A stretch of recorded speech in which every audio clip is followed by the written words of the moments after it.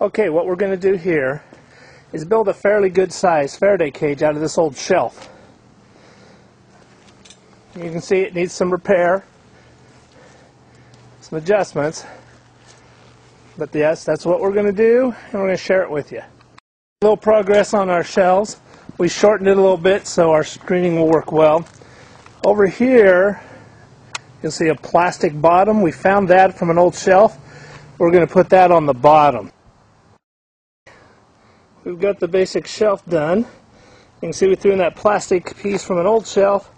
It's a great base. We even screwed it in. It's all level.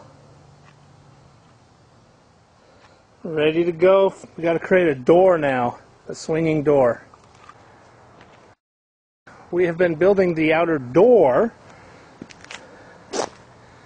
You can see here, it's not attached yet. But we'll be screening all this here in a little bit. We'll show you progress on that.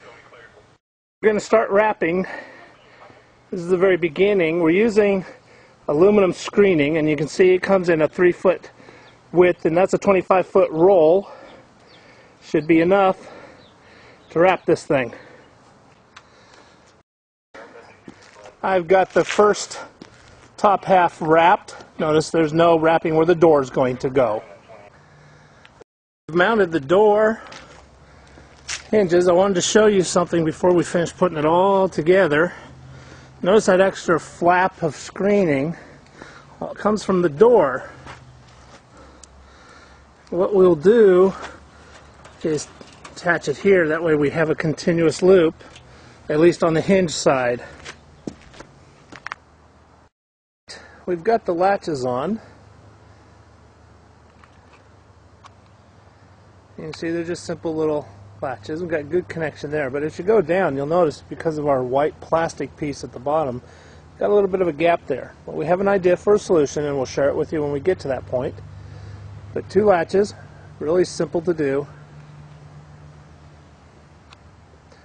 Now we've got to cut pieces for the top and bottom and sew our seams together. Due to a bit of a gap, we create a puffy gasket of the screening, so when the door closes, it will completely crush and make that connection.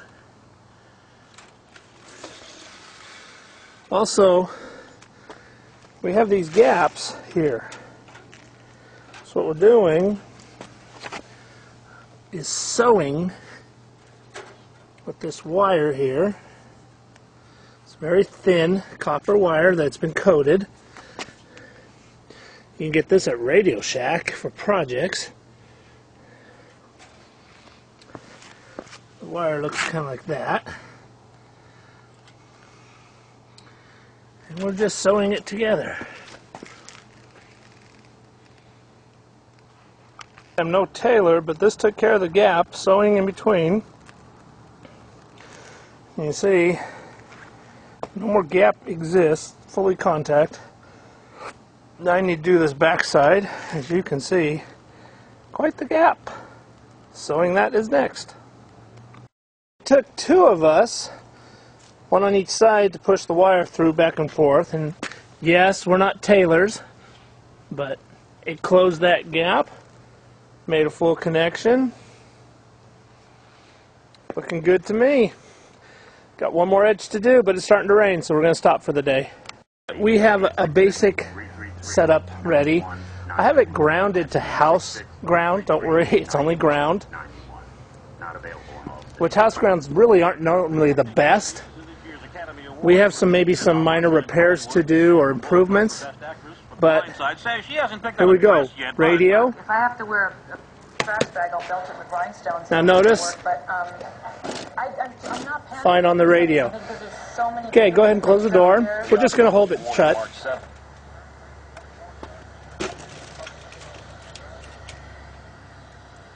No radio. Open the door. No tricks. It's working. Just to show you how close the radio station is. That's it.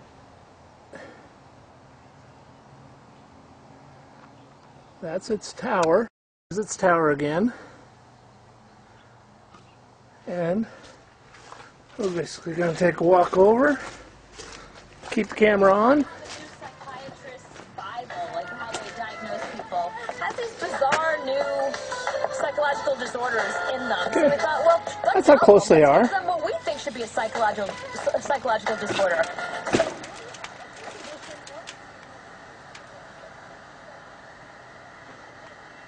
This is. Hey, what's your disorder? Just holding the door closed. I have an impending fear I will never win. It's time to start with the grounding. What you see here is an 8-foot long ground pole, some copper, solid copper wire. You can use braided, but solid does do better. And of course, the coupling that's going to tie that to the pole.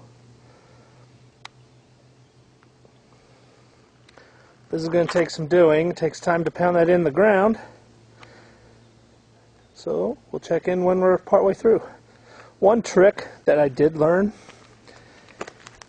is that this little coupling here, put it on the pole before you start pounding, because once you pound it and the top starts to mushroom, you're never going to get that on. Put it on before you start hammering away. We're going to get started here. You notice I've got a ladder there. It's going to take to start the pounding. As you pound it farther in the ground, you get rid of the ladder. Do note, I put on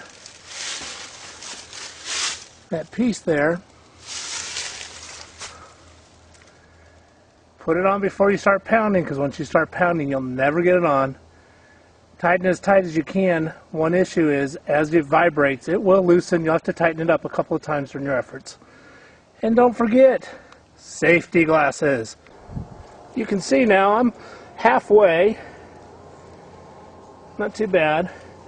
Been really lucky this time. When I've done it before, this comes loose and you have to retighten it. It hasn't come loose yet, so I will be moving it up higher, because you only need a couple inches above ground when you're done. We're almost there. Had to move the clamp up. It's in. There it is. Now we'll run the ground wire, that solid wire I showed you, into the shed and hook up the Faraday cage. What I've done is flattened out the hammer, the end of the copper wire, so I can screw that along the wall of the Faraday cage. I've drilled 3 holes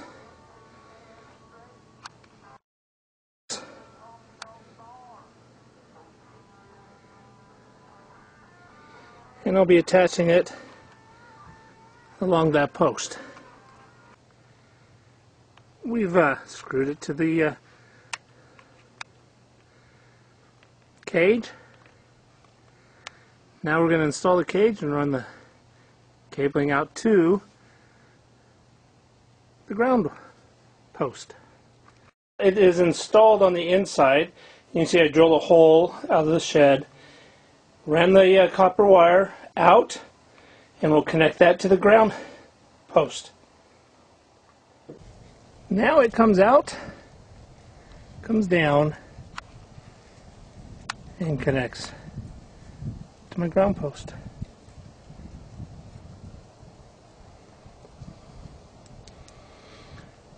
And that's complete.